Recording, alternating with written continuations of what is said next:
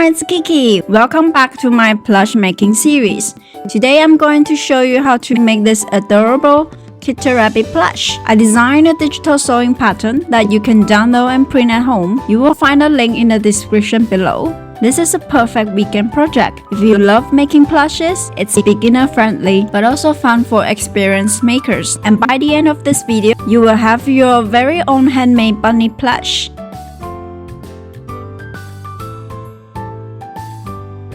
You can purchase the Kitter Rabbit Plush pattern from my shop. Once your payment is complete, the files will be sent to you automatically for download. When printing, make sure your settings are at 100% scale or actual size on A4 paper. I recommend using paper between 75 to 110 grams depending on what you prefer. Don't worry, all instructions are in English, but sewing is universal. Here's how to assemble the pattern. Trim the blank edges on the sides of each page for easier alignment. Match the markings and tape the pages together. Cut out the pattern pieces along the dashed lines. Double check that all pieces match the layout shown on page 2. The first few pages include helpful details like sewing tools and technical flat drawings to guide you. Once your pattern is printed and assembled, you are ready to start sewing your plush.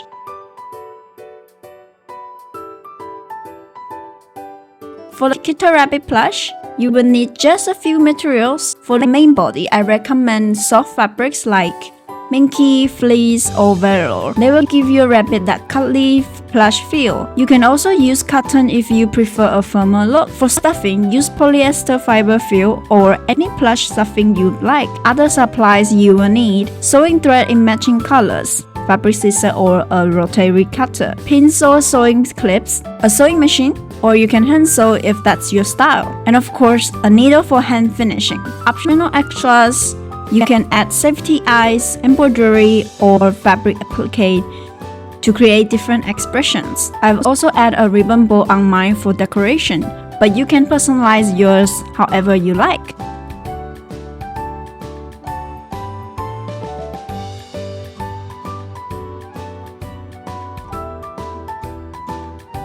Let's start by cutting out all the fabric pieces.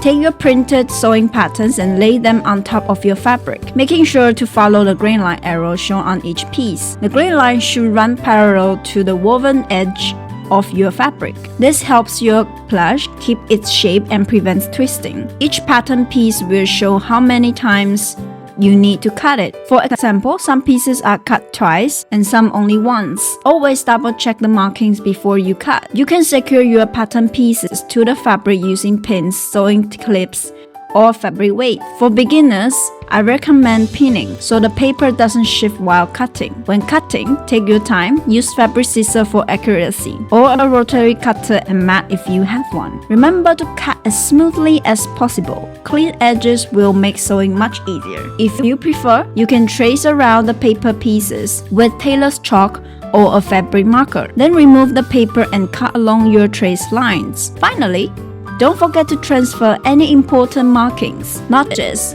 or placement points from the pattern on your fabric. These marks will help you line everything up correctly when sewing.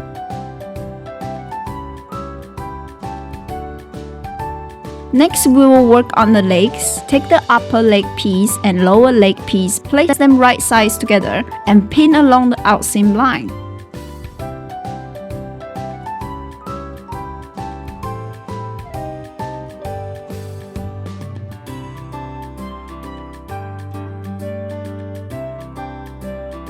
Sew the seam, then gently press it open with an iron. Pressing helps keep the seam flat and makes the shape cleaner.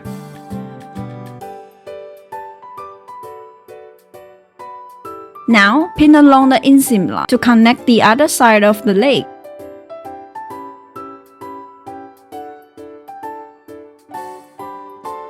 Sew it to form a tube or leg cylinder.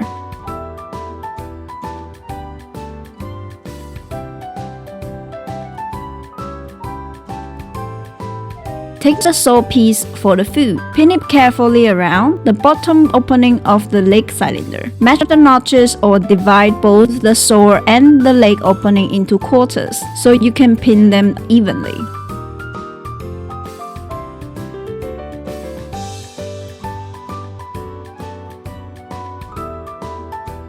Sew slowly around the curve. It can feel a little tricky, but take your time. Once done, press lightly with your iron if the fabric allows.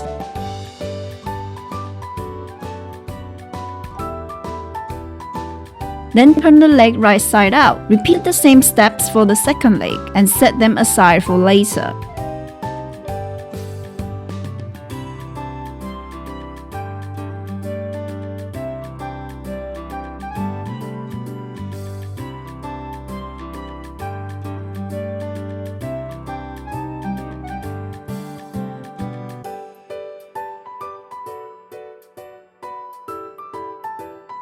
The hands are made almost the same way as the legs. The only difference is that they are smaller in size. Take the upper hand piece and the lower leg piece, place them right sides together and pin along the outseam.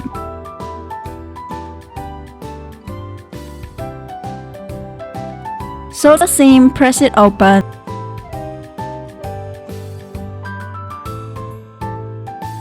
Then pin and sew along the inseam to form a small cylinder.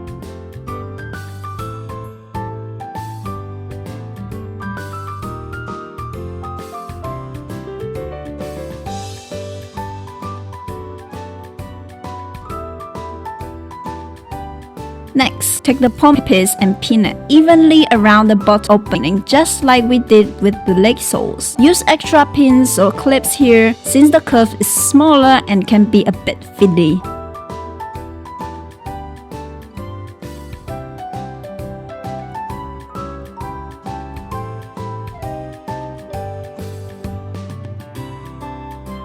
Sew carefully around the edge, going slowly to keep your stitches smooth.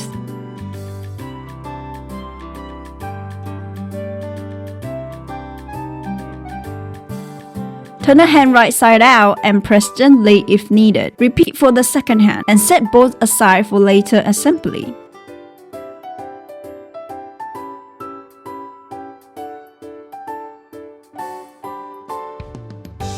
Now let's make the tail. Place the two tail pieces right sides together and pin them in place.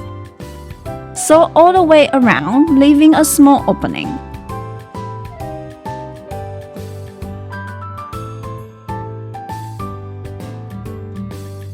Turn the tail right side out through the opening. Add a small amount of stuffing until it looks nice and round.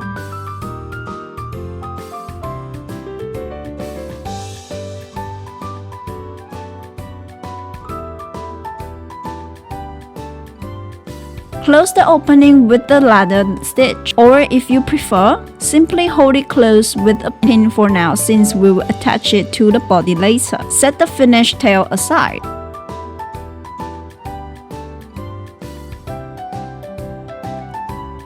Next, let's make the ears. Place two ear pieces right sides together and pin them in place. If you would like your ears to stand more firmly, you can add a piece of lightweight interfacing on one side before sewing. Sew around the edge, leaving the bottom open. Turn the ear right side out through the bottom opening.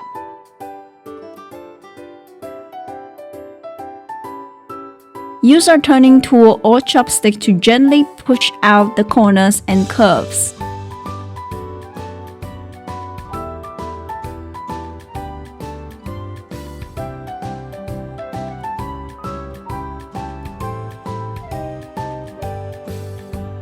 If you want your ears to be poseable, insert a small piece of craft wire inside. Position the wire in the center, then secure it by stitching a narrow channel down the middle of the ear. This will hold the wire in place. Repeat for the second ear and set both aside for later assembly.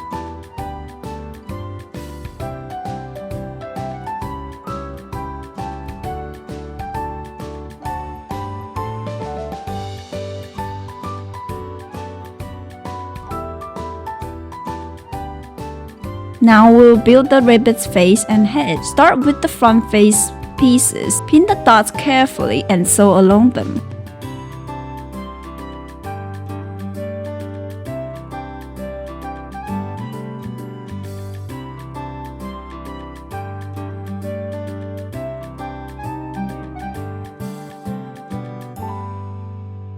These are curved dots, so go slowly and guide the fabric gently to avoid puckering.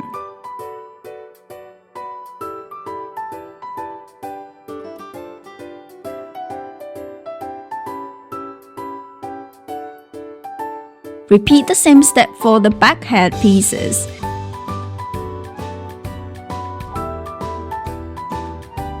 Next, pin and sew along the nose line.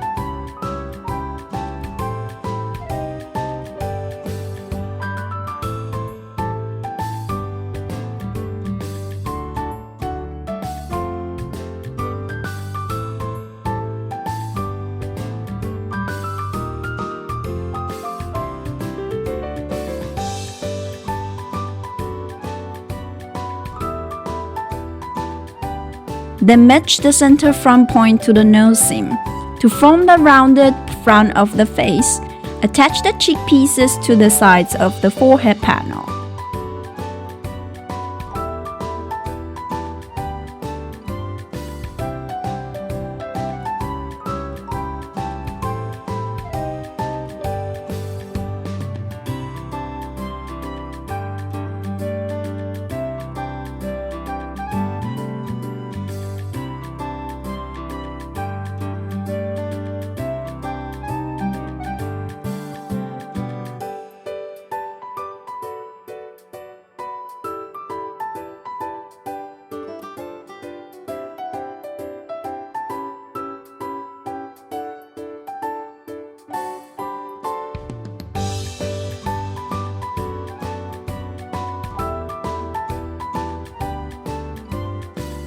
Sew slowly to keep the curve smooth.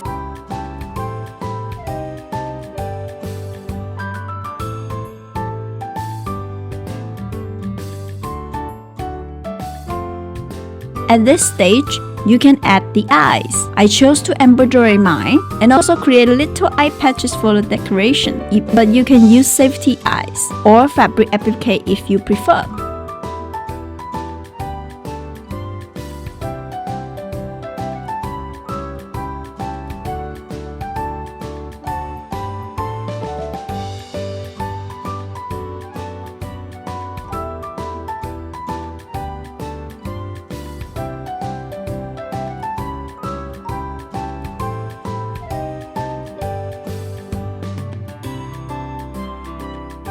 For the back of the head, pin and sew along the center back seam.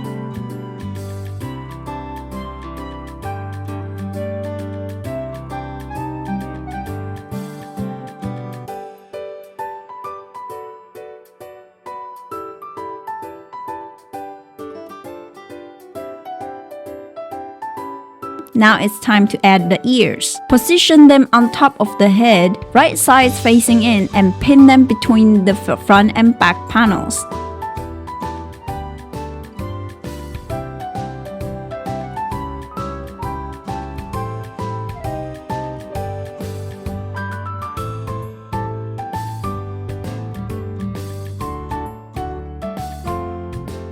Finally, pin the back hat panels to the front face, all the way around and sew carefully.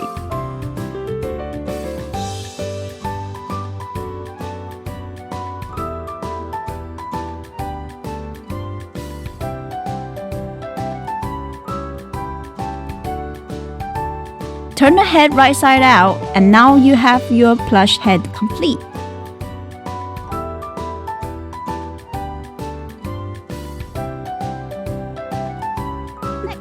Let's put the body together. Take the front body panel and the back body panel and sew them together along the side seams.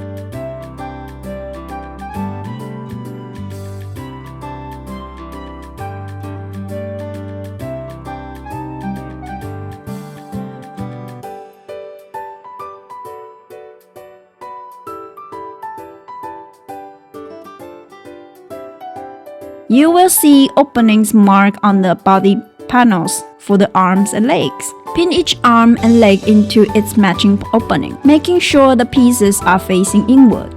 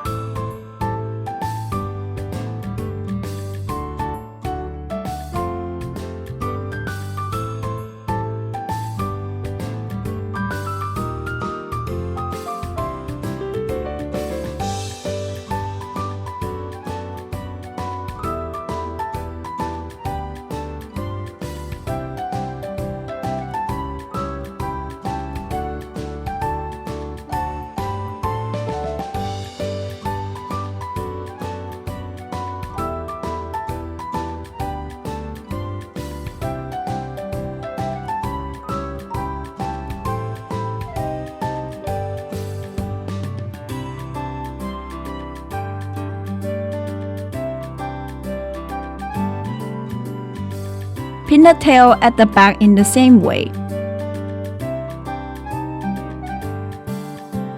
With all the limbs and tail secure in place, pin the front and back body together along the center line.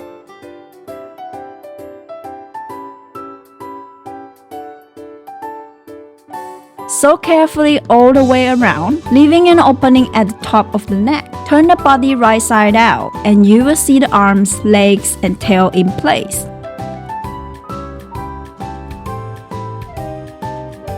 Now let's bring everything together. Pin the head to the neckline of the body, right sides together, sew all the way around, but make sure to leave a small gap at the back.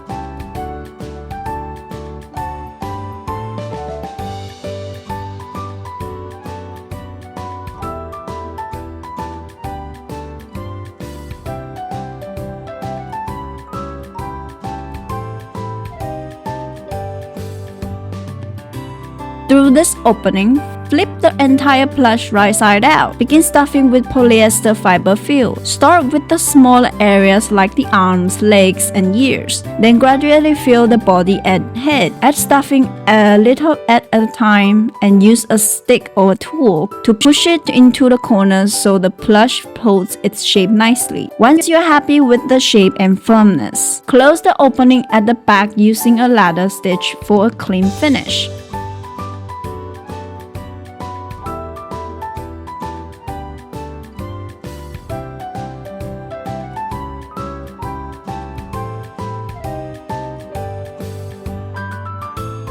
To finish shaping the face, we will add the mouth and nose by hand.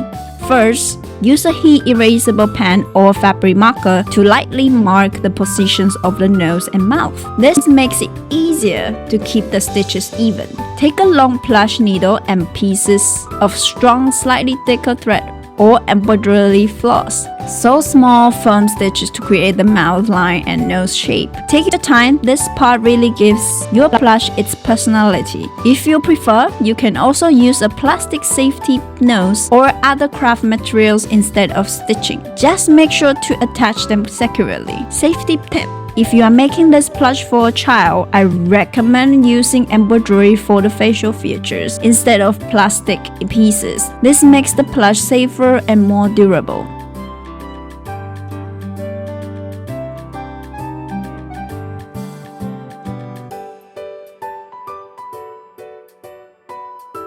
Once the face is complete, you can decorate your bunny with extras like a ribbon bow, fabric flower, or belt to make it even cuter. And that's it!